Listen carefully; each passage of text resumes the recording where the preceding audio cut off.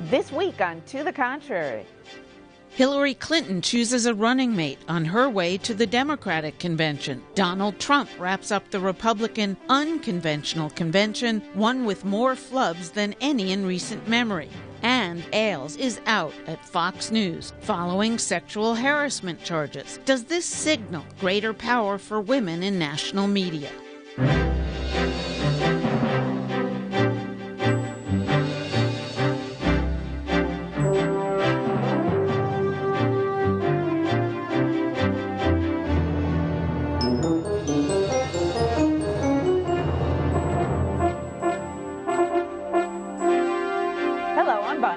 Welcome to the Contrary, a discussion of news and social trends from diverse perspectives. Up first, presidential politics.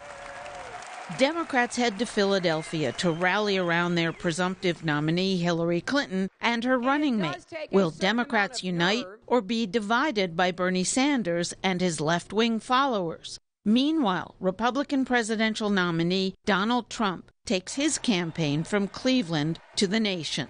This is the legacy of Hillary Clinton: death, destruction, terrorism, and weakness.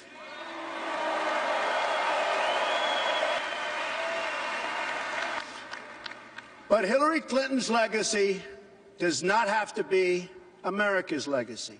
The problems we face now, poverty and violence at home, war and destruction abroad, will last only as long as we continue relying on the same politicians who created them in the first place. Donald Trump ended the GOP unconventional convention after a week that veteran journalists assessed as largely a mess or worse. It started with Melania Trump's opening night speech containing lines plagiarized from Michelle Obama's 2008 convention speech. First denied as plagiarized by the Trump campaign, then blamed on an in-house speechwriter. On the second night, former Republican presidential contender Dr. Ben Carson called Hillary Clinton Lucifer. On the third, there was near chaos on the floor as another former presidential contender, Senator Ted Cruz, addressed the convention in prime time but refused to endorse Donald Trump. On the final night, things began to look more like a conventional convention, with Ivanka Trump introducing her father's acceptance of the nomination. He recognizes real knowledge and skill when he finds it. He is colorblind and gender neutral. American families need relief. Policies that allow women with children to thrive should not be novelties, they should be the norm. Politicians talk about wage equality, but my father has made it a practice at his company throughout his entire career. He will fight for equal pay, for equal work, and I will fight for this too, right alongside of him. So, Congresswoman Eleanor Norton, did the Republican convention do anything to woo women voters? What's the name of this show, Bonnie? To the Contrary. They doubled down on issues for the white male base they're presumed already to have, like law and order and security.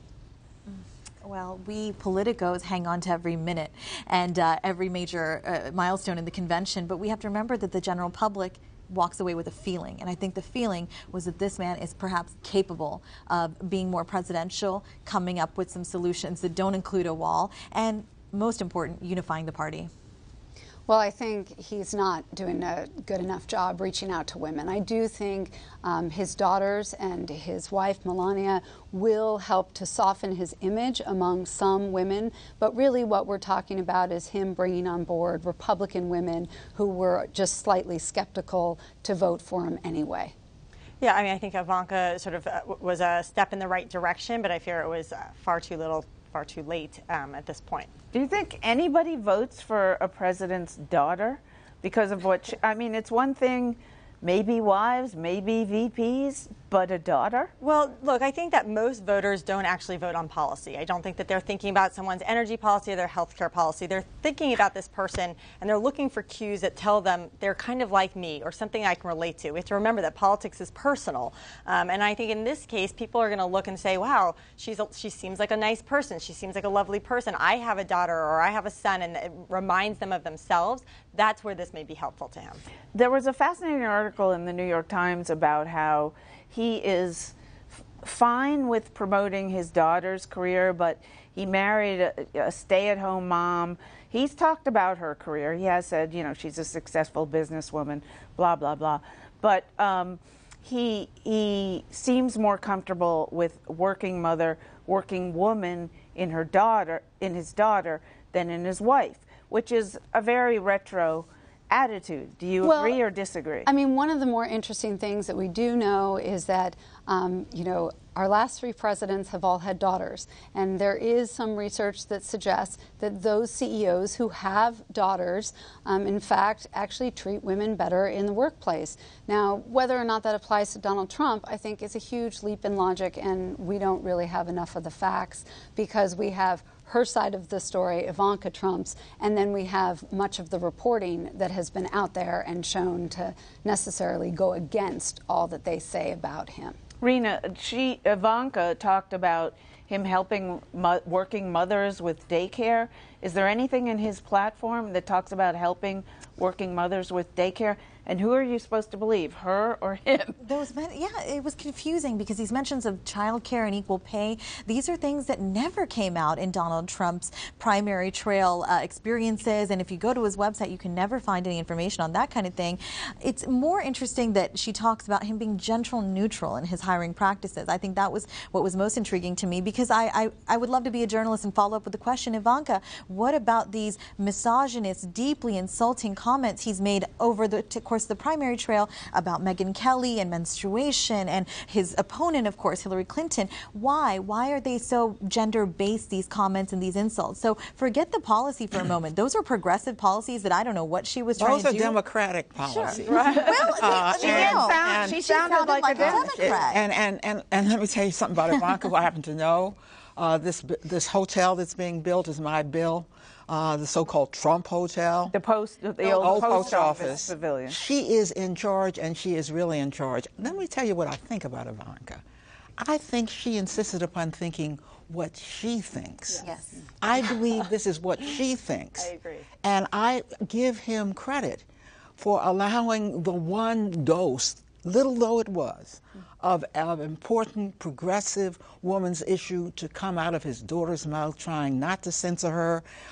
She showed her independence. I would have. But wait a second. As a voter who would, you know, do my homework, if I check on his policies, nothing like that is there. And that is so. why, What are you supposed to think? I'm going to vote because she said she'd like to get this? That's a flash in the pan.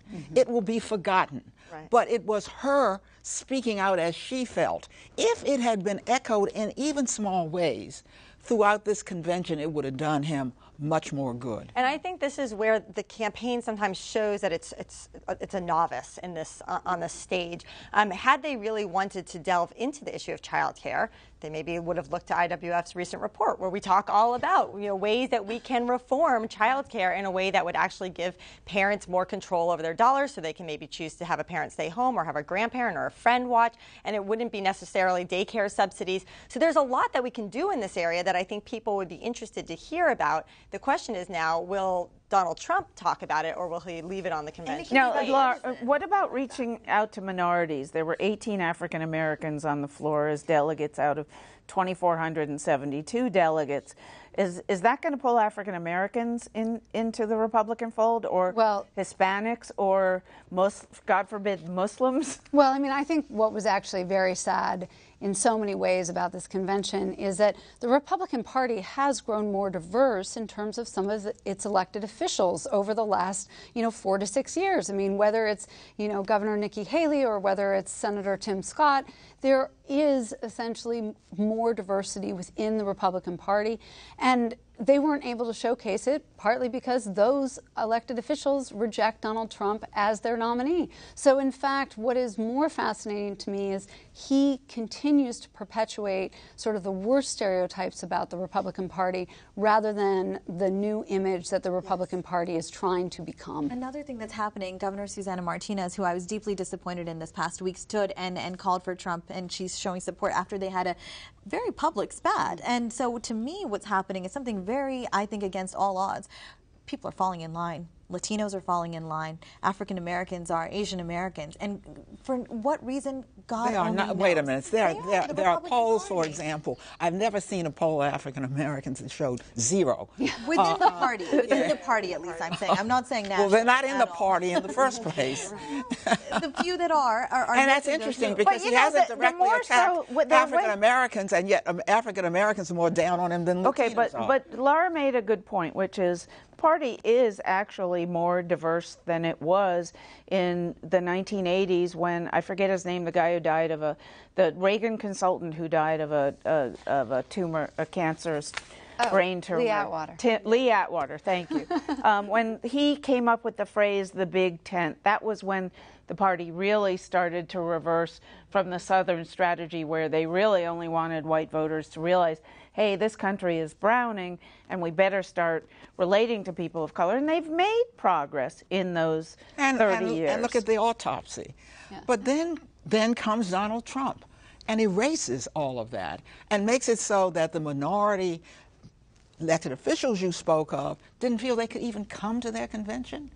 That is amazing. And the women. Not to go to your own convention. The chairman is scratching his head. He's not sure what quite happened between that autopsy and now. I listened to Sally Atwater on the floor of the convention just the other day. She was a delegate from South Carolina. She's talking about having switched from Jeb Bush a supporter to Donald Trump supporter because she's worried about jobs in South Carolina. She's seeing that boys who've gone to college, young men, are coming out and having no economic opportunity. So I think she's like many Republican Americans, just falling behind a guy who they think is economically successful. Okay, let's transition out by talking about his acceptance speech on the last night of the convention, and then we'll talk a little bit about the upcoming Democrats in Philadelphia. But I got the impression if you were a bearded guy in a military surplus outfit hanging onto your rifle and looking out of the, survivalist in Montana, looking out the window of your cabin for potential government intruders, that's who he was appealing to.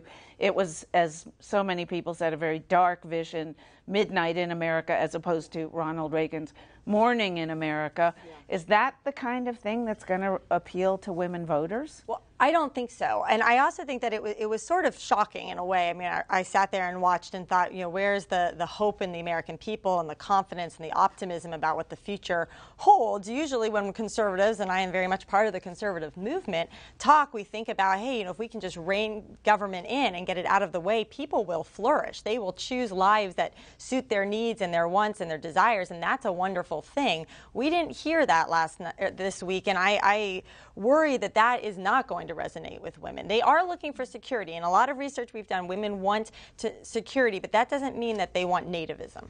And you think that if there's a lot of terrorism attacks in the United States, particularly between now and November, that benefits Trump with women voters? Here's the issue, is that if you look back to 2008, essentially the Republicans have been in office for 2 terms, and there was a deep desire and restlessness for a sense of change. Most of what was propelling that restlessness was actually foreign policy and a feeling that the war had gone horribly wrong in Iraq and that things needed to change. It wasn't until September, when the bottom fell out of the economy, that then Americans said to themselves, that's it, I've had it, enough with Republican policies, and McCain never had a shot at that moment at all. It was going to be Barack Obama's. We are now essentially seeing an election in the reverse. We are seeing that Americans have been sort of simmering around this kind of sluggish economy for about 8 years. Democrats have been in the White House that entire time. And this sort of punctuated fear that keeps reoccurring with these horrific, tragic events, terrorist type of events, but also, the protests and then the ambushes of the police officers are feeding into this notion that what was a simmering discontent is turning into a referendum against Barack Obama. Eleanor, as she heads to Philadelphia, Hillary was, at least at the time of this taping, about, it seemed, to name Tim Kaine as her vice presidential running mate. He's real vanilla, not a super exciting guy, but he will help her carry Virginia, maybe, which is becoming a purple state anyway. But she also was ahead in a USA Today poll, ahead with married white women, 46 to 43% on July 11th. That poll was taken. Thank you, Mr. Trump. She's ahead, which is normally a Republican demographic, and starting with Ronald Reagan back in 1980. And she also was ahead with women overall by double digits, and she was ahead with millennials by 20 points. These are demographics Donald Trump needs. Is there any way he's going to be able to get away from her? Well, I've stopped predicting what this man simply cannot do. I never thought that the Republican Party was into a top season and drawing both women and minorities would give us this, and they hate it, as witness almost every elected official. I tell you, I don't see how he overcomes these numbers, particularly with white women. We never had them. White married women. White married women. What we had was, when you add the black women who were so solidly for the Democrats, you got women. Now that we've got white and single women, all single women, but we've had them, right? Yeah, and so now that we have married white women, you would have thought that this convention, where everybody in that hall was already for him, would have been the opportunity not only to say LGBTQ, but to say the word woman. Yeah. Okay. Can I add one last thing? Yeah, that as disappointing as I think this particular campaign is, I think it's not reflective of the Republican Party at large, which gives me some hope. We have worked closely with a lot of wonderful lawmakers in the House so far on advancing some of the principles in our recent report. I was just down in Richmond to speak for a congressman's district. A man who planned a summit for women. There are a lot of lawmakers who get this and that the party needs to modernize and change. I just hope it trickles up. All right. Now, will Hillary be able to unite the party? Is there going to be as divided a Democratic convention in Philadelphia as there was Republican with Cruz and everything else that happened there? Or will Bernie Sanders come through for her? Will his supporters vote for her? No, I submit to you, she's already done that. I mean, Bernie joined the collective. He said, look, Hillary and I get with her. The health stuff, guys, go to Hillary. Yeah, but there's still Bernie. a lot of anger, and there will be more anger from left-wing Democrats who are, who call themselves socialists. They're not going to be happy with a Tim Kaine selection. But a similar thing as to what's happening on the right is happening on the left. There's a sense that we cannot let Mr. Trump be president. We must elect a Democrat. And I think the same thing is happening on the right. We cannot let a Clinton enter the White House again. So that's what I think will be more unifying next week than what happened in Cleveland earlier this week. What's a good omen is that there will be demonstrations. Democrats didn't even bother with the Republican convention, and that's not a good omen for Republicans. There will be demonstrations. They're going to be issue-oriented. They're going to be about too much money, for example, in campaigns. I do not believe they're going to be directed against Clinton or against the vice presidential nominee. All right, last word, Lara. Do you see her uniting the party, or will there be a revolt? Well, I think she actually has united the party. She has actually always carried Democrats in the vast majority of those primary contests. He was consistently carrying those who identified as independents. Some of those independents won't necessarily come over and vote for a Clinton candidacy. But that said, I don't think that they will necessarily make much of a difference, in that those few people will either end up with Jill Stein, the Green Party candidate, or they won't turn out at all. All right. Let us know what you think. Please follow me on Twitter at Bonnie Urbay or at To the Contrary. From the convention to Fox News.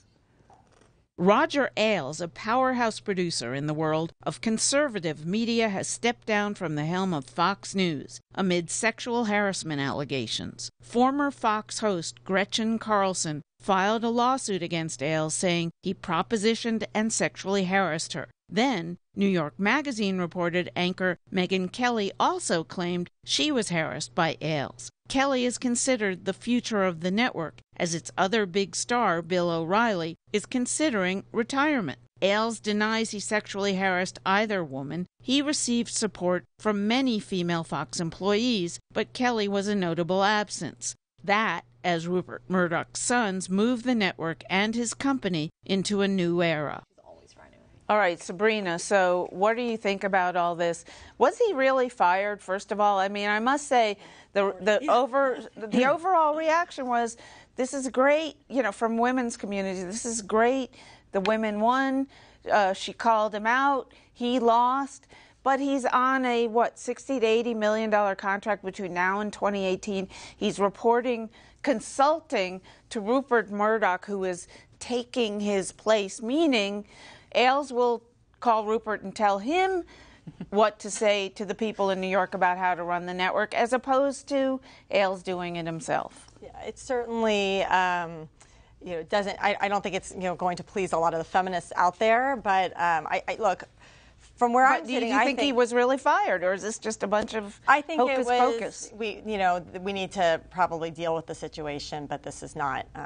You don't walk away with $40 million. Well, look, I think that the larger issue is that sexual violence, sexual assault, any kind of harassment ought to be condemned, and at least I think it was good that this was brought to public light, and that people stand by someone like Gretchen and say, hey, if something like this happened, we need to deal with it. They had outside counsel, which is not usually the way it has been done at Fox News. I think it was a combination of ambitious sons and sexual harassment. A man in his mid-70s, how much longer was he going to be there? Anyway, there was a way to get him out that wouldn't cost them much when you consider how much money they really have. And there was no big deal to keep him. Not at this point. Remember, this is not 10 years ago. Right. This is when the network has already settled into #1 and been that way for a long time. Yeah, but losing ground. That's the other part of it, too, is that their numbers are not what they once were, and he's slipping. Under his leadership, it was slipping. It's provocative. The decision is provocative, I think, for them to boot him, whether it was with money or without money, that golden parachute. But I think one thing I'm really proud of is seeing two women that look like Barbie dolls to me, really just, older than me. Millennial women have perhaps propped these women up to say, beat the establishment here. And that's what Megyn and Gretchen have both done. Now, Gretchen really, she was strategic in how she did this. I think that's a very strategic in terms of playing it out in the media. It's not easy to because she couldn't have. She was under contract. She could not have sued the network. She probably, when the courts are done with this thing, won't be able to sue him individually and will be forced into arbitration. But they used the media so well that she won. And she had some relatively unknown lawyers on her side doing it. I think what really... And he has Susan Estridge, yes, the supposed feminist, yes, which just, what people will do for money never ceases to amaze me. Indeed. But it shows how things have been turned on their head. I could have never imagined Gretchen Carlson, when I was on with her in April, coming out and doing something so provocative. So I think the women have come together to say enough is enough, and whether it's a big, high-powered employer, you can still go after the machine, and I'm really proud of both those women for doing How much of this had to do with Lachlan and James, his sons, who, by the way, I researched this. They've never spoken publicly about their politics, and I'm sure they won't until their father's 6 feet under, but they are supposedly progressives. What kind of role did they play in this? Well, I think at the end of the day, what we're really talking about is exactly what you were getting at, which is that there is a transition in this dynasty, and there is a desire to essentially move out what was and what used to work and rethink what will be. And so it's perfect that sort of Rupert Murdoch is going to provide this bridge essentially between Ailes and his sons, because now his sons and he will be able to essentially recraft or rethink what may be launched a few years from now. But let me just say something about the money. They had to do that. I mean, some of that was the money he already was contracted for. So in many of these media buyouts, what you actually have is individuals whose contracts need to be bought out if they are going to be let go. So you're saying it was more of a firing than maybe it looks like? No, I think it was polite. A polite, we would like you to go, and we can make it worth your while, and we will also allow you to save face. All right, quickly, everyone will go around, starting with you, Lara. A victory for women here or not, and will it serve women well in the future who file lawsuits for sexual harassment? I think every one of these instances helps women. Whether it is partial or full victory, it's a cumulative effect. I couldn't agree more. Certainly a victory. The precipitating issue was a feminist issue. We won. I'd say it's a good one, but I also hope that it sort of is a sign to the newsrooms in general out there, which have some problems, that we should maybe clean up our shops. You think they will clean up their shops? Let's see. Who knows? Let's see. I mean, and quickly, that's not my job. What was it? Should it have happened at Fox? Is sexual harassment more likely at conservative newsrooms than liberal newsrooms? I certainly have not surveyed that, so I don't know. All right, that's for next time. That's it for this edition. Please follow me on Twitter and visit our website, pbs.org/to the contrary. And whether you agree or think to the contrary, see you next week.